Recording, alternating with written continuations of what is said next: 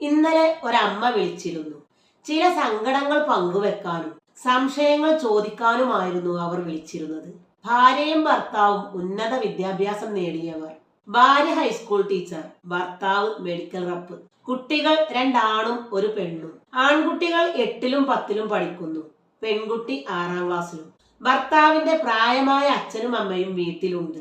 അച്ഛൻ ഒരു ഭാഗം തളർന്ന് കിടപ്പിലാണ്. അമ്മക്ക് വാദത്തിന്റെ അസുഖവും. കുടുംബമാണ് അവരുടെ പ്രശ്നം. വളർന്നു വരുന്ന കുട്ടികളെയും വയസ്സായ അച്ഛനമ്മമാരെയും വേണ്ട വിധം ശ്രദ്ധിക്കാനാവുന്നില്ല എന്നതാണ് അവരുടെ ആശങ്ക.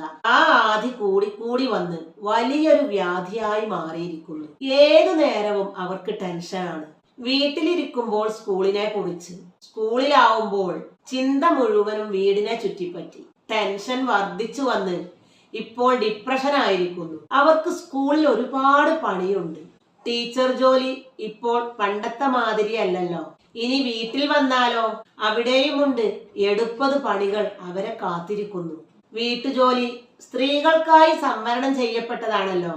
ഒരേ ജോലി ചെയ്യുന്നവരായാലും ഒരേ ശമ്പളം വാങ്ങുന്നവരായാലും ആണിന് ഉമ്മറത്ത് പത്രവായനയും പെണ്ണിന് അടുക്കളയിൽ പുകയൂതലുമാണല്ലോ നമ്മുടെ നാട്ടിലെ നടപ്പുശീലം. ഭർത്താവാണെങ്കിൽ ഏതു നേരവും യാത്രയിലാണ്.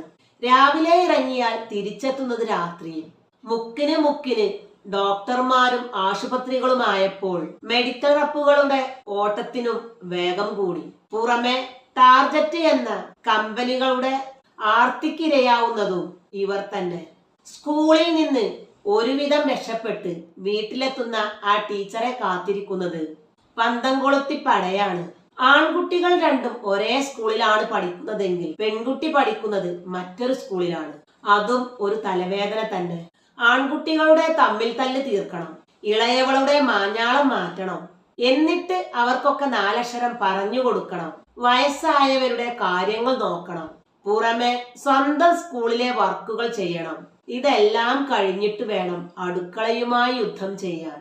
ഈ തിരക്കുകൾക്കിടയിൽ നേരെ ചൊവ്വേ ഒന്ന് ശ്വാസം വിടാൻ പോലും സമയം കിട്ടാത്ത ടീച്ചർക്ക് മനസ്സമാധാനം ഒരു ദിവാസ്വപ്നമായതിൽ ഒട്ടും തന്നെ അത്ഭുതമില്ല. തിരക്കു പിടിച്ച ഇന്നത്തെ ജീവിത രീതിക്ക് നാം കൊടുക്കേണ്ടി വരുന്ന വലിയ വിലയാണ് ഈ ടെൻഷനും ഡിപ്രഷനും. ജീവിക്കാൻ പണം വേണം, അതിന് ജോലി ഉണ്ടായിരിക്കണം. അതിന് നാം കൊടുക്കേണ്ടി വരുന്ന പണയം നമ്മുടെ ജീവിതം തന്നെയാണ്. അച്ഛനും അമ്മയും ഇല്ലാതെ വീട് അനാഥമാകുന്നു.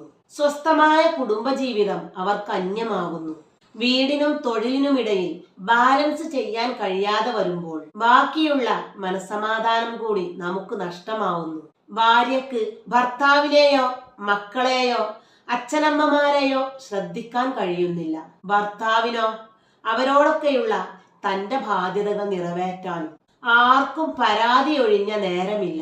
കിട്ടാതെ പോകുന്ന സ്നേഹത്തെ പറ്റി, ശ്രദ്ധിക്കപ്പെടാത്തതിലുള്ള അമർഷങ്ങൾ, അങ്ങനെ പരാതികളുടെ ലിസ്റ്റുകൾ നീണ്ടു പോകുന്നു. ജോയിന്റ് ഫാമിലിയിൽ നിന്നുള്ള പിന്മാറ്റം നമുക്ക് നേട്ടമോ കോട്ടമോ എന്നത് ചരിത്രകാരന്മാരും സാമൂഹ്യ ശാസ്ത്രജ്ഞന്മാരും വിലയിരുത്തേണ്ടതാണ്. പക്ഷെ ഒരു കാര്യം ഉറപ്പാണ്, അന്നുണ്ടായിരുന്ന സുരക്ഷയും സമാധാനവും ഇന്ന് നമ്മുടെ വീടുകളിൽ കാണപ്പെടുന്നില്ല. അന്ന് എല്ലാ ജോലിയും എല്ലാവരും പങ്കിട്ടെടുത്ത് ചെയ്യുമായിരുന്നു. അതുകൊണ്ട് തന്നെ ആർക്കും അധിക ബാധ്യതകൾ ഉണ്ടായിരുന്നില്ല. ന്യൂക്ലിയർ ഫാമിലിയിലേക്ക് മാറിയപ്പോൾ ആദ്യം നമുക്ക് നഷ്ടമായത് ഈ സുരക്ഷയും സമാധാനവുമാണ്. ഭാര്യയും ഭർത്താവും ജോലിക്ക് പോകേണ്ട നിർബന്ധിത സാഹചര്യം കൂടി ഉണ്ടായപ്പോൾ ആദ്യം അനാഥമായത് വീട് തന്നെയാണ്, പിന്നെ വീട്ടിലുള്ളവരും. ജോലിക്ക് പോകുന്ന സ്ത്രീകളുടെ കഷ്ടപ്പാടുകൾക്ക് കയ്യും കണക്കുമില്ല.